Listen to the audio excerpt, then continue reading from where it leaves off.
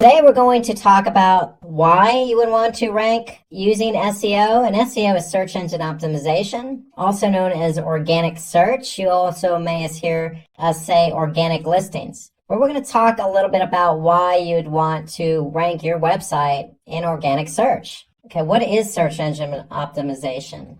Then we're going to follow that up with how does Google rank websites? So why does it rank one website over another? And how do we get our website to rank number one?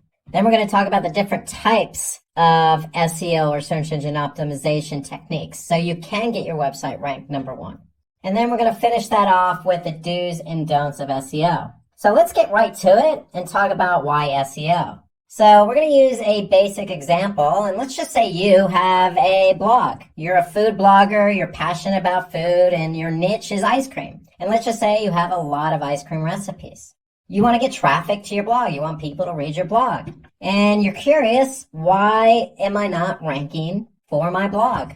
Why, when people type in ice cream recipes and say Google, my blog posts don't appear at the top of organic rankings? And there's a number of reasons why you wouldn't be ranked for your blog post or your ice cream recipes. And the main reason would be your competitors. So there could be somebody else out there who is also passionate about ice cream and has been blogging longer than you. And they have more content and more blog posts and more pages for Google to rank. So that's usually the number one reason. The other reason is improper usage of keywords. And we're going to talk a little bit, or it's actually a lot more about, keyword usage in your content. So what kind of keywords do you want to rank for? That's really what we're talking about when we talk about usage of keywords. What keywords do you want to rank for, and how do we work those keywords into the content? Another reason is poor link building practices. And really that means are other blog posts or other websites linking to you?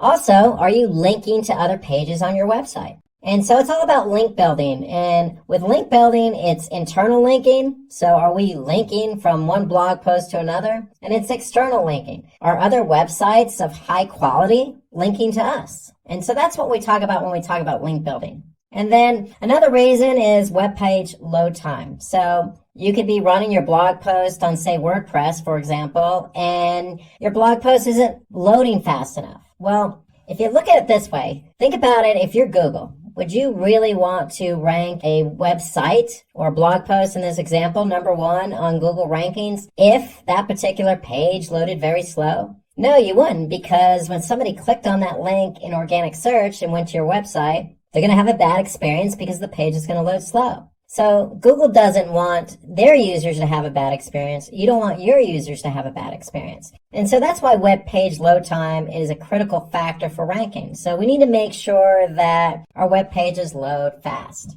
And then your user experience is not good enough. So Google, again, based on my example about the web page load time, Google wants people to have a good experience when they go from their search engine to your website. And there's a lot at play there, specifically web page load time, but also, Google doesn't want any spam content. Google doesn't want any pop-ups or overbearing ads on the web page. They want people who are searching for something in particular, let's just say ice cream recipes, and they want to find a relevant website that has ice cream recipes. They want to be able to click on that link and read some good content about ice cream recipes. It's that simple. And that's really what Google's trying to create in their environment. And that's you as an end user, as a website owner, you want your users to have a good experience. And then last but not least, your website is de-indexed by mistake. And really what we mean is de-indexed is Google needs to be able to index all the pages on your website. So if you have a blog with 100 recipes,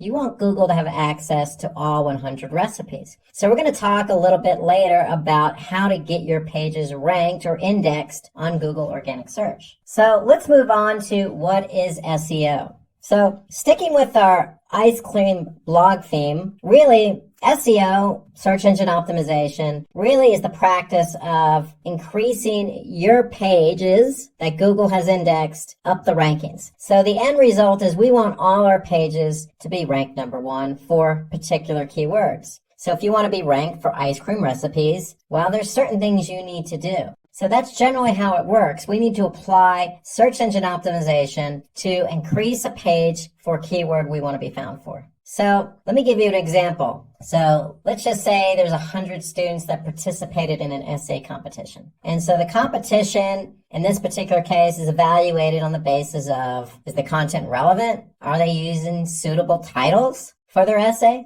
Do they have structure when they're participating in this essay or talking about the essay? And do they have a suitable synopsis? And is the content neat and readable? These seem all logical for an essay competition. Well, guess what? They seem logical for SEO because that's exactly how SEO works. It's exactly all those points I just mentioned about structure, logic, readability, organization, title. All those things are what's important in SEO. And so we need relevant content. We need titles for our pages. Google needs to be able to see structure. We need to have synopsis of what the page is about, and that's called a meta description. And then again, the content needs to be readable, and that's important. And so in order to be readable, again, we're going to talk more about site speed because site speed is important. Okay, and when we talk about responsive design, when I say responsive design, that means your site, your page needs to load both on desktop and also on mobile. And so all these things are important. Just like an essay competition, Google is the judge, and they need to be able to determine what page is best to rank number 1,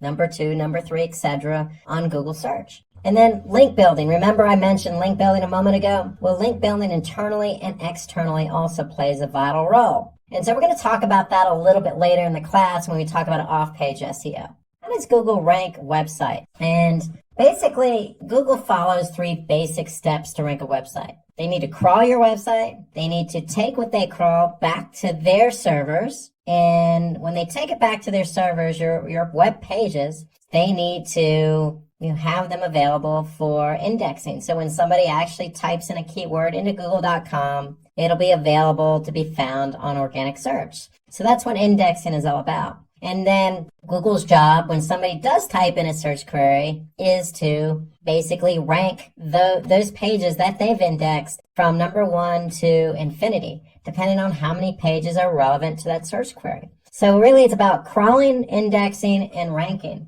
So crawling is simply a process done by which Google has bots. And what these bots do is they go to your web server and they're going to crawl every page that they can find. And how do they find these pages? Well, they basically follow links. You might have heard the term spidering, but that's what they call search engine spidering. So basically what Google's doing is they're building a web, so to speak, all the links that they're following. And so when they can follow all these links on your website, they're going to be able to crawl them. And when they crawl them, basically they're going to take that content and store it on their servers so it's available in their index. So based on this method, Google finds out which websites have relevant content and which ones don't based on certain keywords that are typed into Google. Because if they can't crawl your website, you're not going to be found. And if you can't be found, then you're not going to show up for relevant keywords. So we need to make sure your site's available to be crawled. And we'll talk about that a little bit later. Okay. So if you type in a keyword and your web page is not available for indexing, then you're never going to show up for that keyword. So that's why it's important to make sure your website is available for crawling and indexing. And so when a user types a query on Google search, the most relevant websites that are in Google's index are going to appear in the search results. So in the example I gave with SimplyLearn, well, SimplyLearn is the brand name of the company SimplyLearn. So there's a lot of relevancy there. So that's why you see SimplyLearn show up here organically, number 1. Like we mentioned about what is SEO and why SEO, we talked about that user experience. So there's a lot of factors that go into ranking, relevancy being one of them. So in the SimplyLearn example, SimplyLearn is relevant to a lot of the SimplyLearn pages because that's who they are, SimplyLearn. However, SimplyLearn also needs to make sure that, for their pages, the page load time is fast, meaning these pages load very fast for the end user. And Google also takes into account other factors, like how long someone is staying on a website. Or are they bouncing, meaning are they going to one page that they land on and then leaving the website? Okay, and so the user experience is very, very important. There are other factors also like language and location. And so, for example, location, if you do a search, say in India, the results are going to be a little bit different than, say, the results in the United States. Why? Because Google is indexing as many web pages as they can find. So if somebody's doing a search in India, their results may be a little bit different than the results show up in the US because Google has different bots. And these bots are crawling different pages at different times. And so Google's index is updating continuously, but it's not real-time syncing. So if you do a search in India, you may not see exactly the same thing because both search engines, the Google in India and the Google in the US, may not be exactly synced up. So an example would be, if you're looking for cafe. So if you search a cafe in, say, San Francisco, you're going to see different results.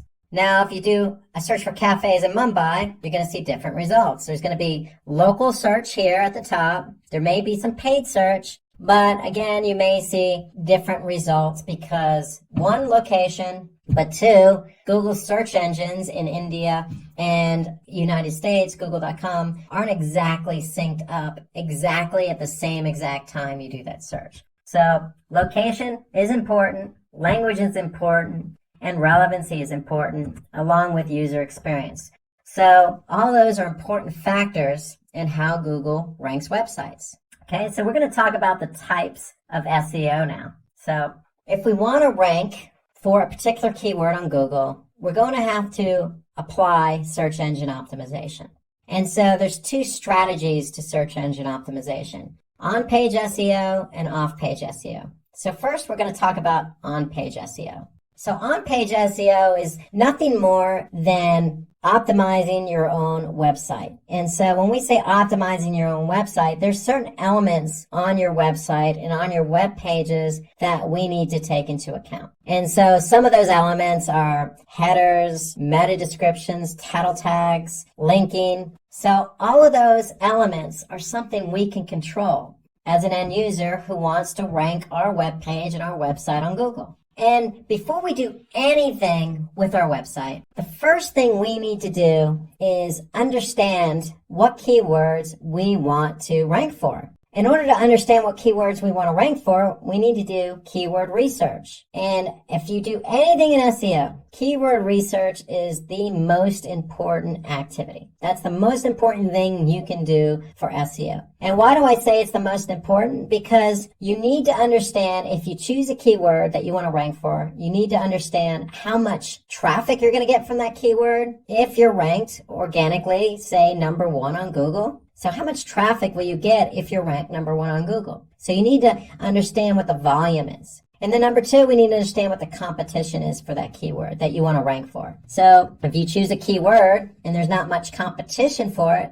then chances are you can rank for that keyword for a web page on your website quicker than, say, a keyword that has a lot of competition. So we need to understand those two basic factors: volume and competition, before we choose a keyword. And it's simply the practice of going through the motions of getting your volume and getting your competition data so you can choose the keywords you want. And then once you choose the keywords you want, then you can go and apply on-page SEO. You can change the title tag, the meta descriptions, the headers. All those elements can be changed, but first you need to choose your keywords. And so, again, the primary components we're looking for are how much traffic you can get, or the search volume, how much competition there is for that keyword, and of course, relevancy. Okay, you need to be able to choose a keyword that's relevant to the web page you're trying to rank for. And so let me show you an example of how to go through this. So the first thing we want to do is we want to use a tool. And the tool I would recommend is Google Keyword Planner. And why do I choose Google Keyword Planner? Because if we're trying to rank on Google.com or Google search engine, we want to be able to get the data right from the source. So Google's going to be able to give us information about how much volume a keyword has and how much competition it has. So let me show you an example. So if I want to use Google's Keyword Planner and I want to rank for the keyword how to become a digital marketing specialist, then I'm going to type that keyword into Google's Keyword Planner. And what Google's going to do is they're going to give me some trends. about how much volume this particular keyword gets over the course of a year. And so for that particular keyword, I can see that there are trends that appear for both desktop and mobile. So mobile is important because people start their search process a lot of times on their mobile device. So we want to be able to get data from mobile as well as desktop. And so we could see a trend here that for each particular month, over the last 12 months, we can see how much volume this particular keyword, how to become a digital marketing specialist, gets per month. And so on average, over the past 12 months, I could see how to become a digital marketing specialist averages 30 searches a month. And this is on google.com. And so Google gives us the volume. What they also give us is the competition. And so here I can see Google says for that particular keyword, the competition is medium. And so in the Google's keyword planner, what they also do is give me other relevant keywords that I might think about optimizing for. Because you don't want to optimize for just one keyword. So how to become a digital marketing specialist, they're going to also offer up other types of keywords that are relevant. So just digital marketing specialist, social media marketing specialist. So for those keywords, I can see the volume. So for example, digital marketing specialist,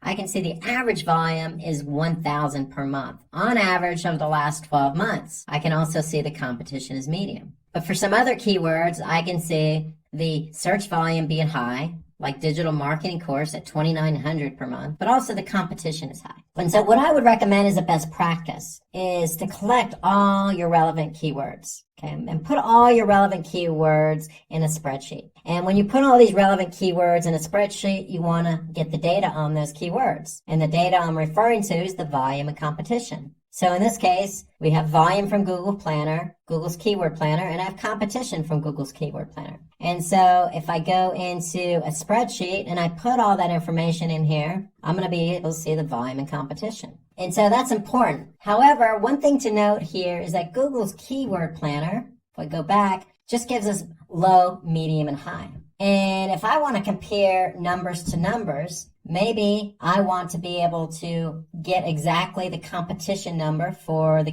keyword, how to become a digital marketing specialist. What I can do is go into Google and I can type in that keyword. So if I type in the keyword, how to become a digital marketing specialist, I can see there's 76 million results. So I could see 76 million results, 76.1 actually, and for the keyword, how to become a digital marketing specialist. Now that's a whole lot of results for this particular keyword, especially when the volume is only 30 per month on average. And so what I want to do is get a more clear picture of the competition. And so what you could actually do is type in the syntax all in title and then colon and then your keyword, how to become a digital marketing specialist. And when I do that, I get a different result. Here I can see only 136 listings for how to become a digital marketing specialist. But that's not just 136, that's 136 with that particular keyword that we want to rank for in the title tag. Okay, so the title tag is what you see when you type in a keyword or search query in Google search, and the title tag is what you see at the top of every search result.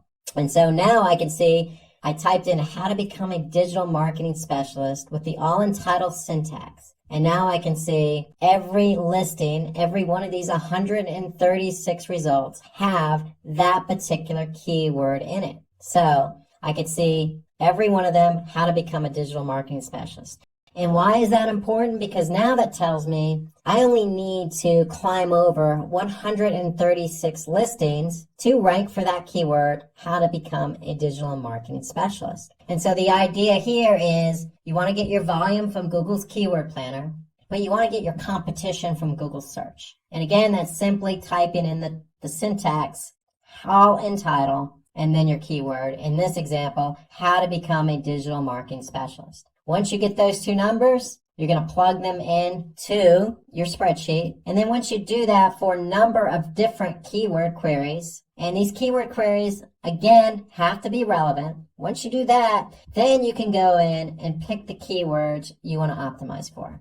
And that's important because, again, if you're not sure about a keyword, then you want to do the keyword research so you can be sure of how much traffic you can get and how much competition there is. Those are three important factors in starting the process for on-page SEO. So again, you want to create content for, say, a keyword like digital marketing. But digital marketing may seem a little bit broad. So you want to probably stay away from broader keywords because broader keywords tend to have a lot of volume, which is great, but they may also tend to have a lot of competition. But that's the whole point of doing the keyword research. Maybe it doesn't. Maybe there's more volume than competition. That's what you need to find out when you do the keyword research. You need to find those keywords that are relevant to your content, that have a lot of volume and low competition. And then once we identify those keywords, then we are free to go in and start optimizing our web pages for those keywords. And the first place we want to start is the title tag. So if you remember my example, going back here to our search, how to become a digital marketing specialist, we saw that every one of these listings had that keyword in the title tag. And the title tag is important because that's what users who use Google search see first when they type in a query and get results. So they're going to see the title tag. So the title tag is the most important element for on-page SEO. It's the most important factor because that's what people see. And so ideally when we choose our keyword, we want to make sure that keyword is in the title tag because that's what shows up in Google search. And that's what makes that particular web page relevant for that keyword query. So the idea behind a title tag, it's between 50 and 60 characters. And so we want to make sure we stay within that limit, no more than 60 characters, because what happens if it's beyond that, then Google will truncate the title tag. So if I go back to my search, you can see here on this particular title tag, Google truncated it, meaning they added the ellipses after the title tag because it exceeded the 60 character limit. So you want to stay within those character counts. And so the title tag is the first place you should start when optimizing your website. Because when we have the right keyword in the title tag and somebody types in that keyword, then chances are it's going to be relevant, they're going to see it, and they're going to click through to your website. And that's the whole idea behind ranking. We want to get clicks. So that's how the title tag appears. So when you optimize it, you're going to update the title tag, and this is how it shows up. It's going to show up at the top of your listing, okay, and it's going to be bigger and bolder than anything else Google displays. So the second thing you want to optimize is the meta description. And the meta description is simply just a brief description up to 155. I would say about 155 to 160 characters, but probably no more than that. And so the meta description is nothing more than a summary of the web page itself. So if I go back to my Google search results, I see my title tag and I see the page that this particular listing belongs to. And underneath that is where I can see my meta description. So in this particular keyword query, how to become a digital marketing specialist, I see the meta description, an ultimate guide on how to build a career in digital marketing and the skills required to become a digital marketing specialist. Note that it's a well-written meta description with 155 characters, and it includes the keyword digital marketing specialist. So we're trying to rank for how to become a digital marketing specialist, and here you can see become a digital marketing specialist. So there's a lot of relevancy between not only the title tag and the keyword, but the meta description and the keyword. So when you're optimizing a keyword, you want to start with the title tag, but you also want to update the meta description. Because if you don't update the meta description and you leave the meta description blank, then you're leaving it to Google to add in copy that they deem relevant. And so for on-page SEO, we want to take control of the copy and we want to optimize it for the keywords we want to be found for. So the meta description is a powerful tool at our disposal. It gives us more characters to work with. It gives us more to talk about. So for that particular page. And so if the title tag is only 60 characters maximum, it's not a lot of information to try and get somebody to click. So the meta description helps us in identifying what that page is about in order to get the click. So the two working in tandem will hopefully increase your click-through rates. So when you're found organically, we want to get the click. And then the third element that's important is the URL. And URL stands for Uniform Resource Locator. And why is the URL so important? Because that's what people see. So if I go back to my search result, how to become a digital marketing specialist, notice that the URL also includes how to become a digital marketing specialist article. Okay, so it's very relevant. The URL is very relevant. One, we can see it in the search results. But two, it's relevant to the keyword query. And that's important for the end user and Google. Google wants to know, hey, is this the page that's relevant to the user's query? And if it is, then this user's likely going to have a good user experience after they click on the listing. So the URL is an element that helps not only with the click-through rate, but with ranking. And having a poor URL structure doesn't help at all, because not only does Google not recognize the URL as being relevant, but the end user may not want to click on that page given the way the URL looks. So you want to try and avoid a poor URL structure. So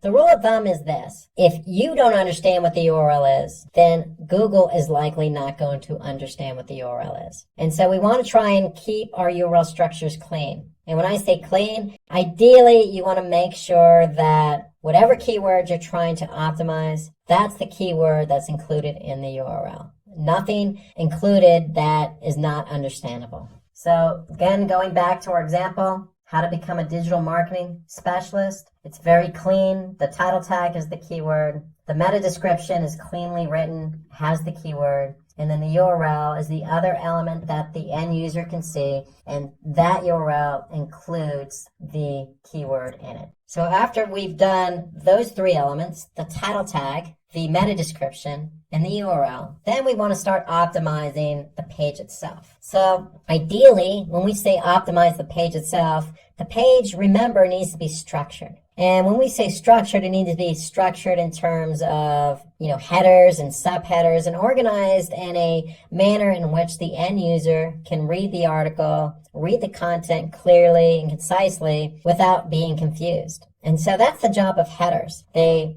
add basically an organizational structure to the content. And with headers, there's a hierarchy. So you have anywhere from H1, which is the top of the hierarchy, to an H6. And so you're free to use any one of those headers when building out a page in order to organize the content. But ideally, you probably want to stick with an H1 or an H2, because those are at the top of the hierarchy. And what those do is they actually stress to Google that, hey, this header with this particular keyword in it is important. So if you use an H6 with the keyword in it, it's telling Google, hey, this is an H6, but it's not as important. So an H1 and an H2 tag show importance. And so let's look at an example of what that is. So here you can see an H1 is going to be at the top of the hierarchy, so that means it's going to be bigger and bolder. Then you have an H2, which is going to be bigger and bolder than an H3, but not as big and bold as an H2. So with headers, not only are you organizing the content accordingly, but you're also signaling to Google how important that particular header is. And of course, the header needs to include the keyword we're trying to rank for. So let's take a look again at that example. So if we go to how to become a digital marketing specialist, if I click on that page, I can look at the content and I can see that there are headers in here. So the headers are there to organize the content. And that's what we want. We want to be able to organize the content. And if you look at the other example I'm showing here, how to become a digital marketing specialist, learning paths explored, you can see that's an H1, but below it's a subheader, the growing digital marketing job market. So that's an H2. And so we're not stressing to Google that that's more important than an H1, but nonetheless, we're stressing to Google that it's important nonetheless. So we want to be able to use headers. We want to be able to use keywords in our headers in order to stress to Google what's important, and also to organize the content, because Google likes content organized. Okay, the next element we want to focus on is internal linking.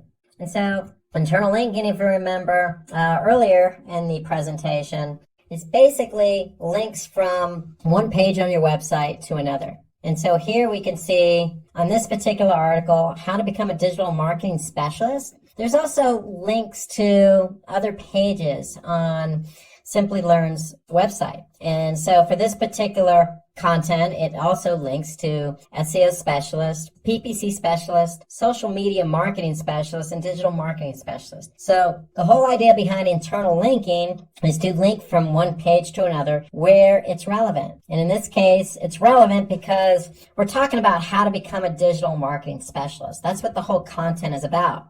And so what Simply Learn is doing here is offering up other pages on their website that are relevant to becoming a digital marketing specialist. And so this is a best practice when you're optimizing a web page. So you want to be able to have internal linking on your site. And the whole idea behind internal linking is it also allows users to navigate through the site naturally. So when I say naturally, they don't always have to refer back to the top navigation. They can naturally and seamlessly go from one relevant article or page to another. And so that's the whole idea behind link building and internal link building. It allows Google to identify, pages that they want to crawl and index because they're linked to one another. But it also helps the end user because it allows the end user to go from one page to another. And it's signaling to Google, hey, this particular page is linked to this page, so we're going to also index that page. And so that's the whole important part of internal linking.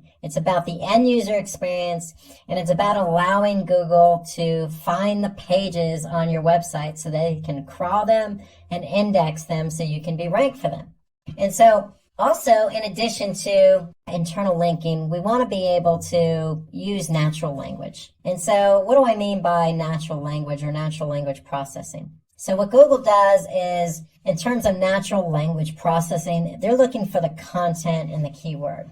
It needs to be relevant. So when your website is about digital marketing, you don't necessarily want to rank or try to rank for the keyword digital marketing. One, it's too broad. Two, there might be some competition. But three, you're probably not going to write something as broad like digital marketing. So ideally, what you want to do is you want to choose other relevant, related keywords that's going to be more natural. And so that's what we mean by natural language processing. We want to choose keywords that are more natural to the content you're writing. So instead of the keyword digital marketing, maybe we want to talk about the types of digital marketing, or digital marketing examples, or what is a digital marketing strategy, or how to become a digital marketing specialist. So those are all relevant keywords to digital marketing and more relevant to the content. Because if you try to rank for the keyword digital marketing, again, it's probably going to be a little bit broad, probably more competition, and not as relevant to your content. And as a result, probably not a good user experience. So think about some other keywords that you could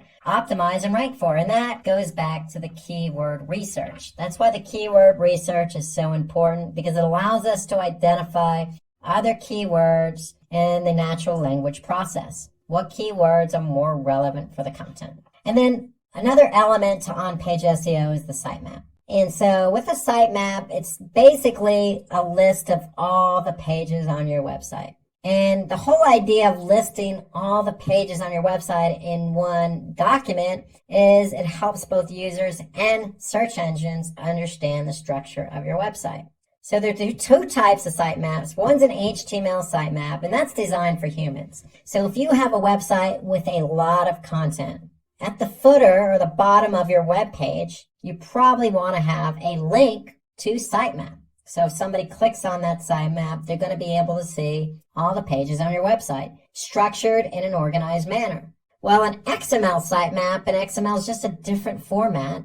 It's designed for crawlers. And so the whole idea, remember, is Google likes to crawl content. When they crawl content, they bring it back to their servers and index it. And so we want to be able to create a sitemap for Google or other search engine crawlers. And so XML is the format. So let me show you an example of how that looks. So if I go to simplylearn.com and simply type in, say, sitemap.xml, just as an example, I'm going to get this particular page. And this particular page displays two XML sitemaps. So these sitemaps are there for Google to go ahead and crawl, and nothing more than a list of all the pages on your website. And so this is a quick and easy way for Google to get a hold of all those pages so that they can index them. And that's the whole idea behind SEO. You want to be able to have Google index all the content you want to be found for the keywords you want to be found for. So it all starts with the sitemap. So let's go from on-page SEO, which in recap is basically optimizing certain elements on your website so that you are relevant for a particular keyword.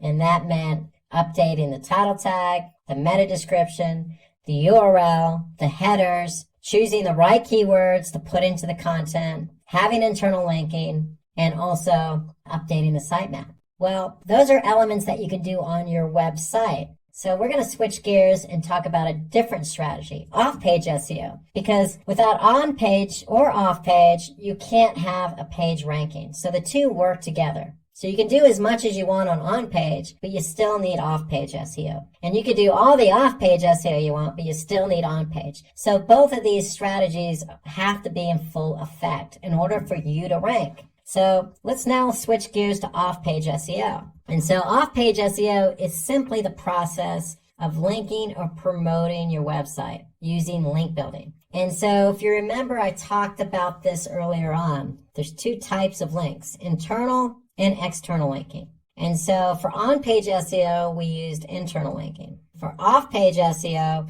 we're going to talk about external linking. And external linking allows us to improve our website's recognition or relevancy or credibility. And why do we want to improve our relevancy and credibility and trustworthiness and authority? Because we want Google to know that our webpage is trustworthy. It is recognized by other websites, and it is relevant for a particular keyword. And so if we can do that using off-page SEO methods, then Google's going to rank our webpage for the keyword we want to be found for. So it's really off-page SEO is synonymous with link building, and there's plenty of opportunities to do link building. It just comes down to creating a strategy. So again, some of the benefits to off-page, well, we talked about, being credible and trustworthiness and relevant. We need to do that in order to rank. But there's some other benefits there. So if we have a link on another credible website, then it's likely going to increase the traffic to our own website. It also creates high domain authority. And so what I mean by high domain authority is if we have basically links to other web pages pointing back to us, then basically our domain authority is going to improve. And when our domain authority improves, other websites are going to want to link to us. So the higher authoritative we are for our website, then other web pages are going to want to link to us.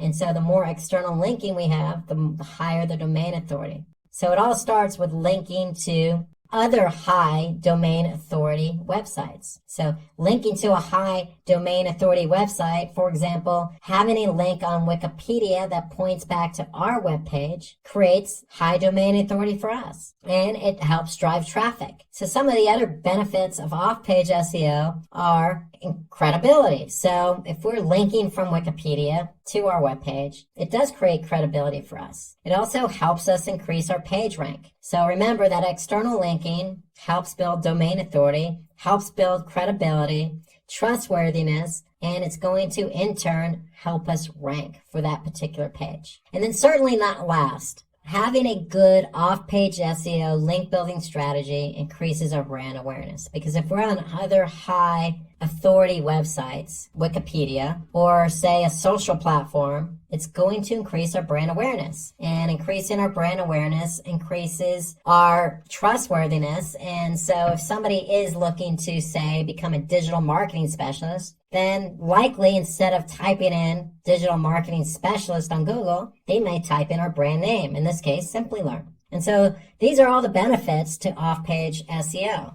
So it's nothing more than having links on other websites that are pointing back to ours. And again, there's lots of benefits. It helps drive traffic and increases our authority. So those are things that we want to take advantage of when we want to rank. And the key behind off-page SEO or link building is always going to be content. So from an on-page SEO perspective, having quality content allows that content to be optimized for a relevant keyword and ranked. But also, from an off-page SEO strategy, having high quality content allows us to have other sites, and it doesn't necessarily have to be a website. It could be a social platform, or it could be another blogging platform or blogging website, link back to ours. Why? Because the content is original, it's natural, it's well structured, it reads well. And so that's the whole idea behind off-page. You can't have links on other websites if you don't have quality content. So one of the ideas behind off-page SEO is not only do you want to create good content, but you probably want to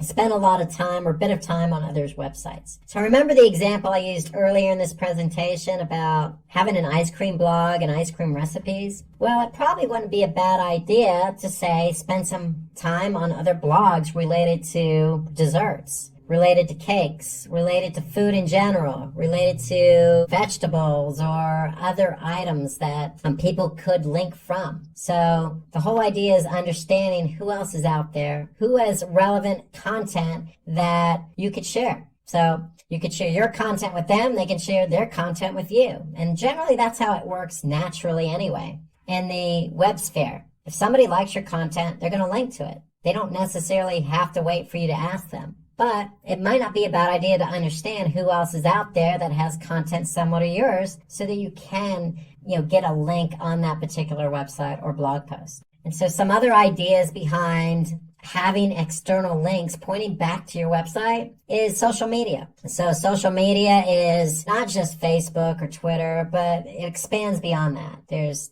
Quora, there's Medium, there's all sorts of content generated websites like Reddit. So the list goes on and on. You just need to find what's relevant for your content. If it's relevant for your content, then it's worth putting or trying to get the external link on that social media platform. And then again, going back to my ice cream blog recipes blog post, if you find a particular blog that you want to have an external link on, there's nothing wrong with reaching out to that particular blogger. In some cases, very flattering, but in other cases, if the content is relevant, then why not? It's only going to help your end user experience. If you add somebody who has, say, a blog about cakes, having their link on your blog post. So there's nothing wrong with it because it also adds to the user experience. And if you're going to ask somebody to put an external link on theirs, you might want to be open-minded and make sure that you are able and willing to put an external link on your blog post or website pointing to their content. That's how the web works, especially if the content's of quality, relevant, and of good nature. Okay, so let's move on and finish up with the do's and don'ts of SEO. So we talked a lot about why SEO, what is SEO,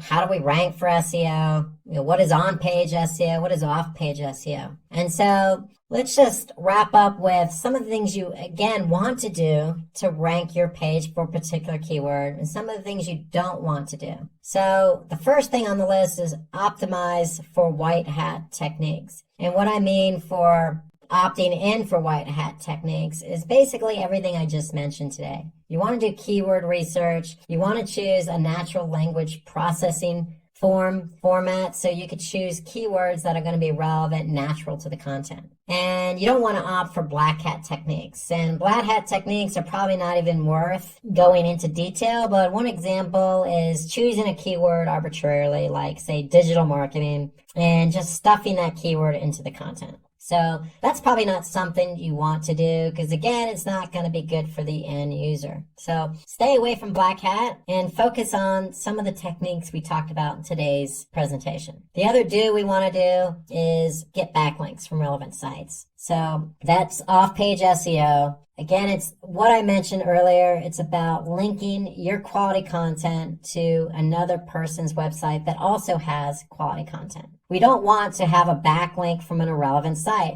Why? Because it's not going to be relevant, and it's also going to hurt our authority. Because if it's on a site that's not of good quality, then Google's going to look at us and say, well, this site is linking to your site, but it's not relevant. So therefore, we're not going to look at you in the same way as if you were on a quality website. We do want to use our keywords naturally because title tags are what people see first on organic search. But you don't want to use the same title tag on every page of your website. So we want to stay away from doing that.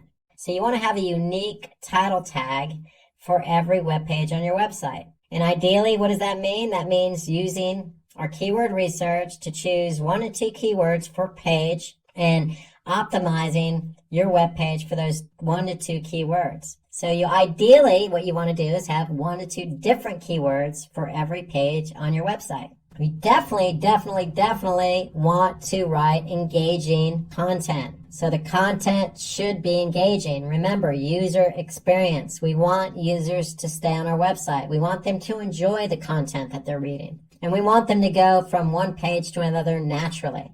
We definitely don't want to leverage or plagiarize or just copy content from others' websites because it's not, one, probably going to be relevant to what you're writing about. 2, it's duplicate content and it's somebody else's. So that's a black hat technique we want to stay away from. I can't emphasize this enough. We need to do keyword research first before you do anything else. You need to find relevant keywords. And not only that, you need to understand the volume and the competition for each of those keywords. Okay, you don't want to choose a keyword that has low volume, high competition. You want to choose a keyword that has high volume, low competition.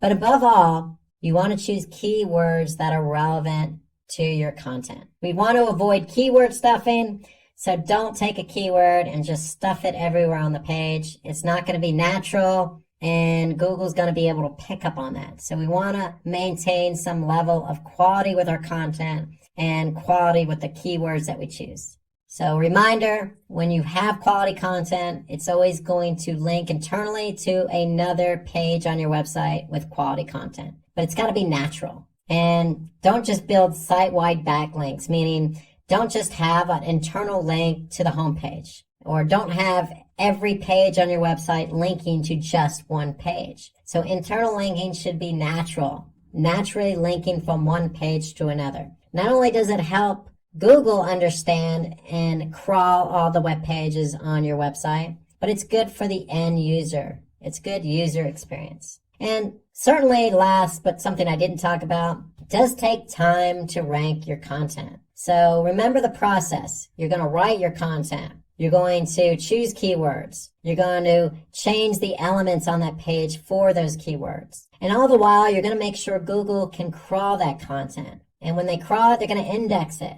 The process takes time, especially if you choose a keyword that's competitive. So just be patient. If you have quality content and you've optimized for on-page SEO and off-page SEO, then you will rank for that keyword. And then make sure your website's user-friendly and mobile-friendly. So we talked about responsive content earlier. So remember, most users today start the process of search on mobile. So we want to make sure your websites are mobile-friendly. So I want to thank you for joining me today.